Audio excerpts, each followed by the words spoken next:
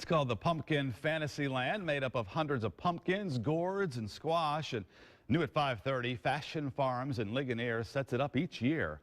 And WSBT 22's Ed Ernst shows us this year's theme is children's books.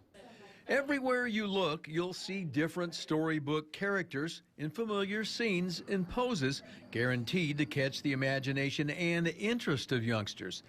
This year's theme is Pick a Book for Fall, set up to whet their appetite for reading. It's about fall children's books, and we have like Winnie the Pooh, and we have Bats in the Library, and we have Charlie's Great Pumpkin, and all sorts of children's books that would help the children to read that book after they come to Pumpkin Fantasyland.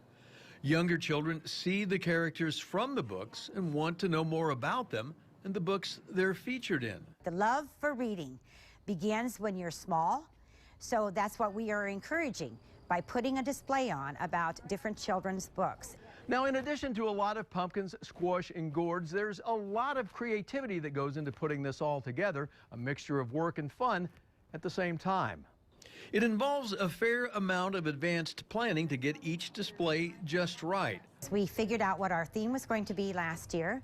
During the summertime, we have done a lot of research, and so then in July we meet with our artist, and so then in August we start putting Fantasyland together. The payoff, the smiles and laughter from the youngsters who go to the display. They laugh, they enjoy, they read, and they will always remember Pumpkin Fantasyland.